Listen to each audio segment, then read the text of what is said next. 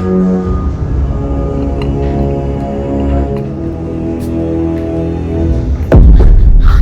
तुमने तो मुझे डरा ही दिया था। अरे क्या कर रहे हो, छोड़ो ना। प्यार, और इसके लिए मुझे तुम्हारे परमिशन की जरूरत भी नहीं है। नमस्कार, मैं हूँ रानी चैटर्जी। आप लोगों का फिर एक बार स्वागत करती हूँ क्राइम चक्र के एक नए एपिसोड में एक नई कहानी के साथ। इंसान के मन में पल रही जलन कई बार उसे ऐसा कुछ करने पे मजबूर कर देती है कि जिससे इंसानियत खत्म हो जाती है। आज के समाज में जुर्म ने अपने पैर ऐसे फैलाए हुए हैं जिसे देख के हमें अपने इंसान होने पर शर्म सी आती है।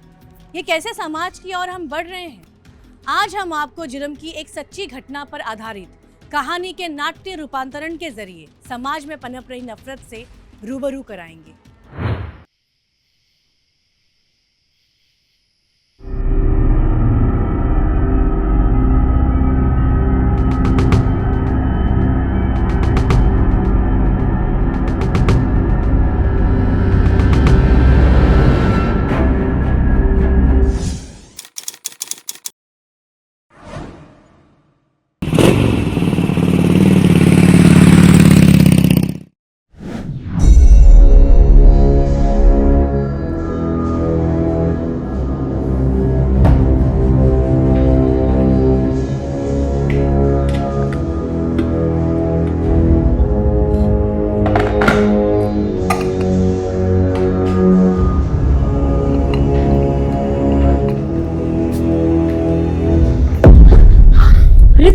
तुमने तो मुझे डरा ही दिया था।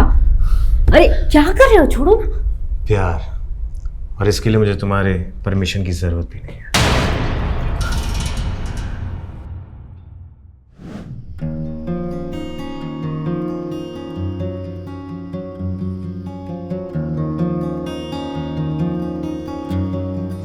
आहा क्या खुशबू है। पिंकू को छोड़ा है नानी के घर? हाँ, छोड़कर आ गया।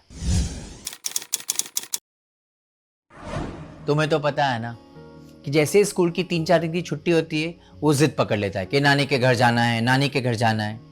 लेकिन वहां जाकर वो खुश हो जाता है। ये तो बिल्कुल सही कहा आपने। रौनक, रौनक आ जाओ, खाना लग गया है। अरे रौनक नहीं है और उसका फोन भी नहीं लग रहा है। कहाँ गया है? कह के गया था कि थोड़ी देर में आ रहे। अब तो बहुत देर हो गई है, 9:30 बज रहे हैं। मुझे तो बहुत टेंशन हो रही है। टेंशन मत लो, किसी दोस्त के वहां होगा। मैं अभी फोन करके देखता हूँ।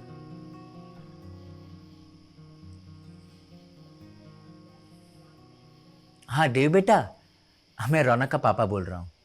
रौनक वहां है?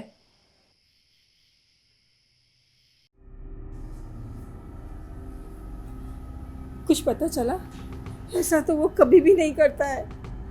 नहीं, वो अपने किसी भी दोस्त के घर पर नहीं है। तुम घबराओ मत, वो आ जाएगा। मुझे बहुत टेंशन हो रही है, कहीं वो किसी मुसीबत में ना फंस गया हो। प्लीज प्लीज कुछ कीजिए आप, प्लीज कुछ कीजिए, प्लीज कुछ कीजिए, प्लीज कुछ कीजिए।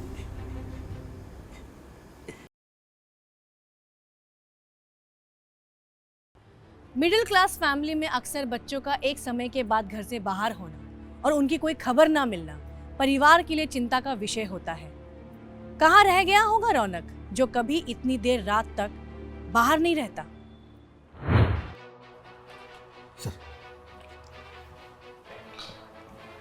सर, मिसिंग कंप्लेंट लिखानी थी। प्लीज आइए, बैठिए।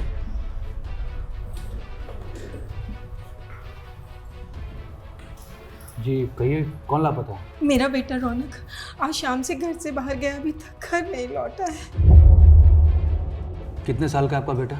सिर्फ 17 साल का। आ जाएगा, वो किसी दोस्त के पास गया होगा। क्या है कि हम लोग 48 घंटे पहले किसी की मिसिंग कंप्लेंट नहीं ले सकते। लेकिन सर आज तक ऐसा नहीं हुआ है।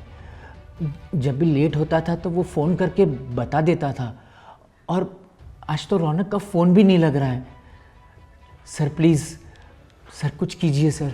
ठीक है, आपके पास रौनक की कोई तस्वीर होगी? जी जी सर।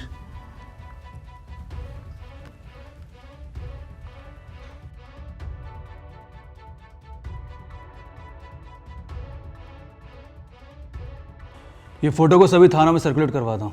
सर। आप लोग फिक्र मत कीजिए, हम उसका पता लगा लेंगे। जी शुक्रिया सर, लीजिए। शुक्रिया।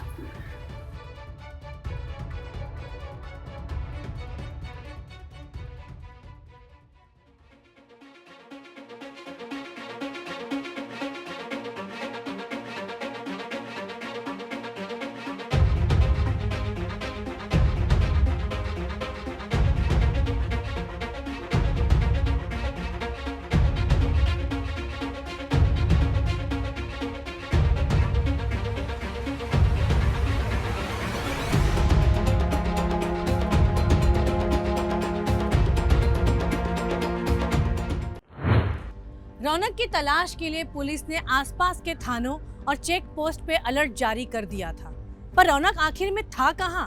अचानक ऐसे रौनक का कहीं फंसा होना क्या ये किसी जुर्म की ओर इशारा करता है?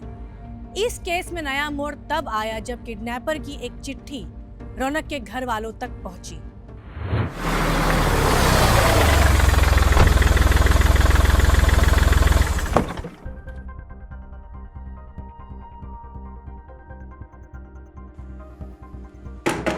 रमेश जी, क्या हुआ? आपने फ़ोन किया था?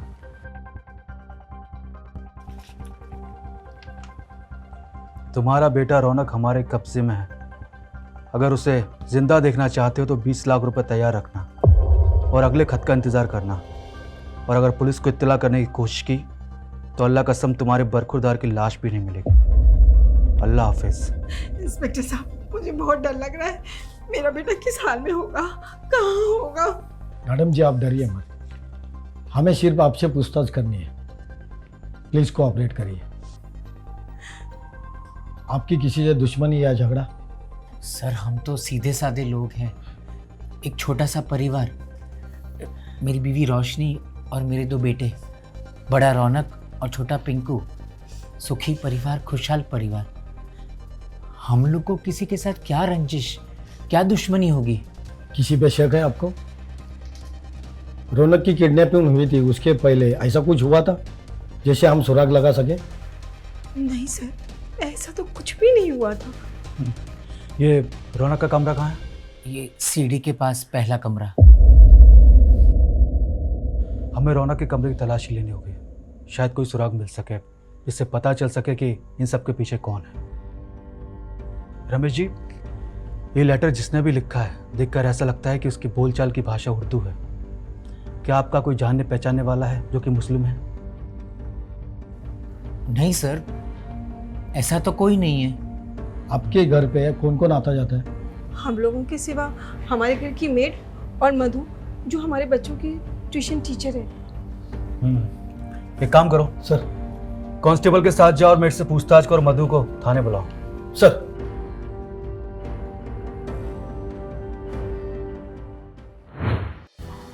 आइए। सर, यह है मधु जी, रौनक की ट्यूशन टीचर। बैठिए। सर मैं रौनक की ट्यूशन टीचर पहले थी, अभी मैं उसके छोटे भाई पिंकू को पढ़ाती हूँ।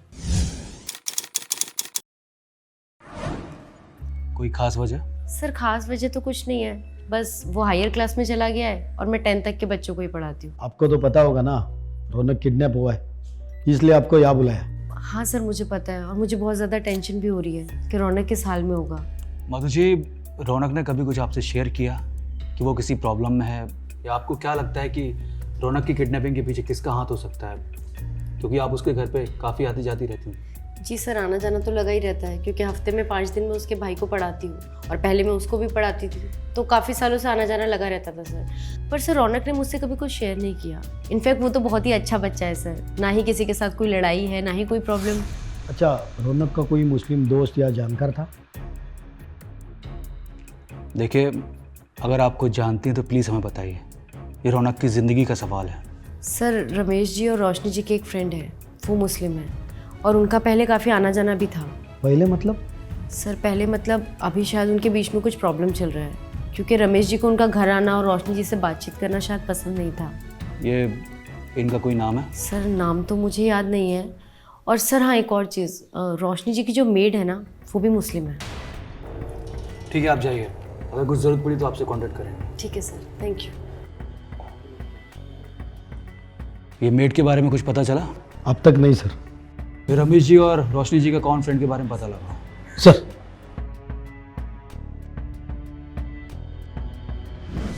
रौनक का किडनैपिंग केस नए नए मोड़ लिए जा रहा था और पुलिस के हाथ कोई पुख्ता सबूत नहीं लग रहे थे।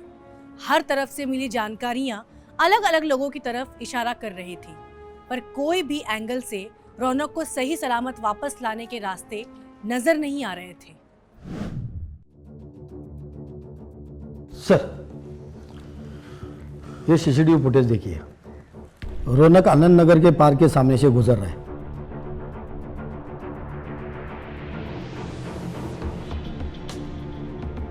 और उसके आगे के रास्तों में कैमरा नहीं है, तो उसके आगे वो कहाँ गया पता लगाना मुश्किल है। ये रोशनी जी की मेड के बारे में कुछ पता चला? उसके घर पे ताला है सर, वो फरार है। और एक बात सर, रौनक के किडनैपिंग के पहले ही मेड ने रोशनी जी से छुट्टी ली थी। हो सकता है कि किडनैपिंग की प्लानिंग के लिए उसने छुट्टी ली हो सकता है सर। ये रौनक की फ़ोन लोकेशन ट्रेस हुई? हाँ सर, वो थोड़ा आनंद नगर के आगे जाने के बाद उसका फ़ोन बंद हो गया। एक काम करो, आनंद नगर के आगे जाके जितने भी रास्ते हैं वहाँ की सीसीटीवी फुटेज निकलवाओ। मैं रोशन जी और रमेश जी के कौन फ्रेंड के बारे में पता लगाता हूँ। जी सर।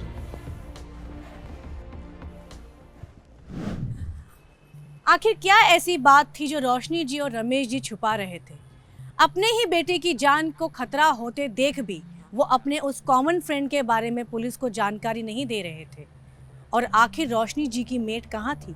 क्या ये सारी गुत्थियां आपस में जुड़ी हुई हैं? पता नहीं मेरा बेटा रौनक किस हाल में होगा, तो पैसे देकर उसे वापस क्यों नहीं ले आते? अरे लेकिन मैं वापस कैसे लाऊं रौनक को? उस चिट्ठी के बाद किडनैपर ने ना फ़ोन किया है ना कोई और चिट्ठी भेजी है। कुछ भी करो, रौनक को ले आओ, उसके बिना मैं नहीं जी सकते। कुछ भी करो।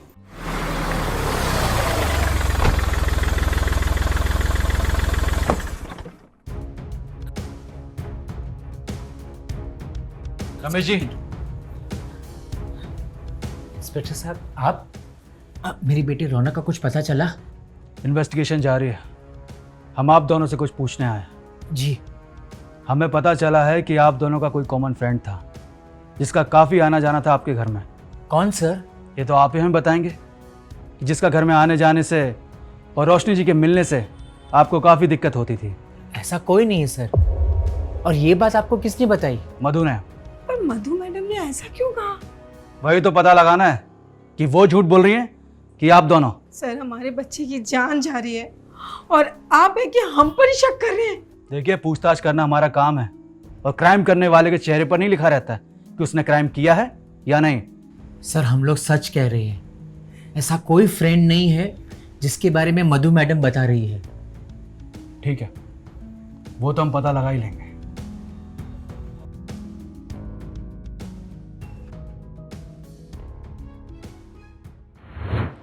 सर, ये देखिए सर, आनंद नगर के आगे का फुटेज मिल गया।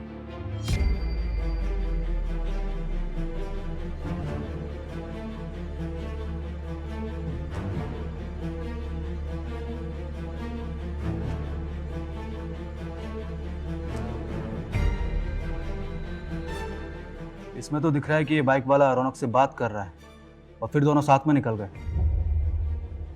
एक काम करो, ये बाइक का और आदमी का पता लगाओ, देखो कौन है। हो सकता है रमेश जी और रोशनी जी का कोई फ्रेंड हो या उनकी मेट का कोई फैमिली मेम्बर हो या कोई और। सर, उनमें से कोई नहीं है। ये गाड़ी मधु जी के नाम पे रजिस्टर है। ओह, तो ये बात है। मतलब सारी कहानियां झूठी थी और ये सारा खेल रचाया हुआ मधु का है। उठा के लाओ इसे। सर, मधु जी तो लॉकअप में है। पूछताछ से यह पता चला है कि मधु जी का बॉयफ्रेंड शिवम वो गाड़ी लेके गया था और उसी टाइम किडनैपिंग हुई थी। तो उनके बॉयफ्रेंड का पता लगाओ, लेकर आओ उसे।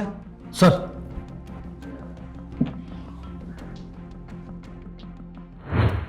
रौनक किडनैपिंग केस ने अचानक एक अलग मोड़ लिया। आखिर मधु जी जो एक टीचर हैं, उन्होंने पुलिस को गुमराह करने की कोशिश क्यों की और रौनक कहाँ है? इस किडनैपिंग के पीछे की वजह क्या थी? पुलिस ने इस सारे सवालों के जवाब ढूंढने के लिए मधु जी के बॉयफ्रेंड शिवम की तलाश शुरू कर दी और जल्द ही वो पुलिस के हाथों पकड़ा गया। कहाँ है रौनक? बोल। मार दिया मैंने उसे। क्या मार दिया?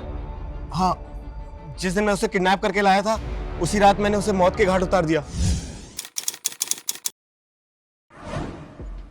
जब तूने उसे किडनैप पैसों के लिए किया तो मारा क्यों?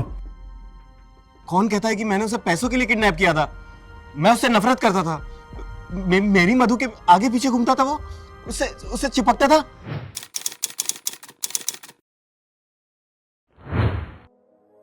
इस रिलेशनशिप में कब तक रहेंगे? शादी का कोई इरादा है कि नहीं है?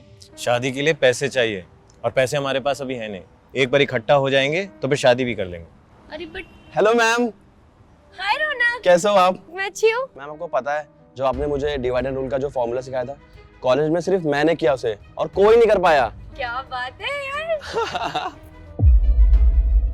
थैंक यू मैम, सब कुछ आपकी वजह से हुआ है।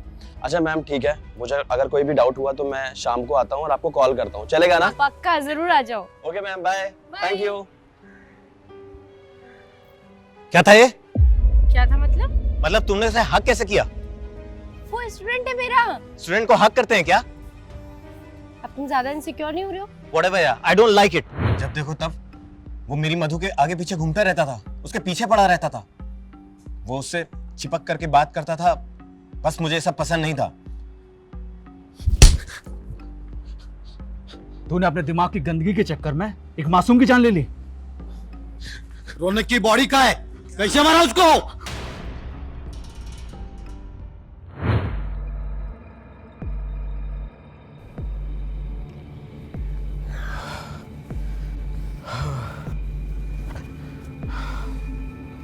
मधु, गाड़ी की चाबी दो ना।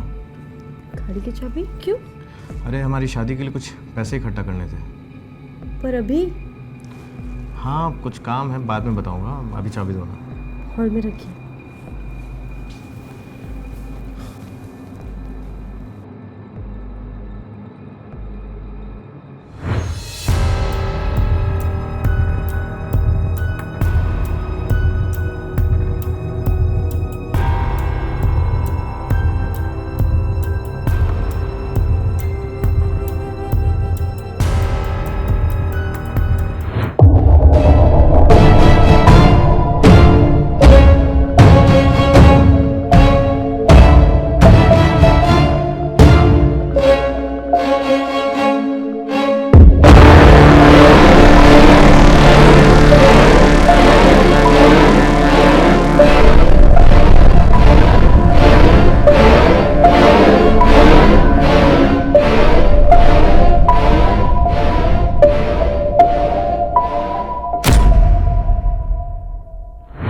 शिवम ने पूछताछ में बताया कि कैसे उसने बहुत दिनों से शुभम के घूमने और आने जाने का टाइम नोटिस कर रखा था और मौका मिलते ही वो रौनक से मिला और उसे किसी काम के बहाने से रौनक को एक खाली कमरे में ले गया और वहां उसकी बेरहमी से हत्या कर दी।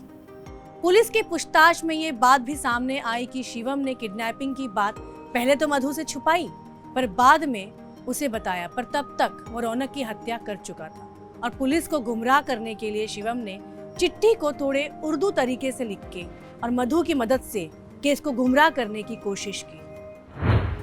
अब तू और मधु जाएंगे सलाखों के पीछे, एक मासूम की हत्या, किडनैप और पुलिस को गुमराह करने के लिए।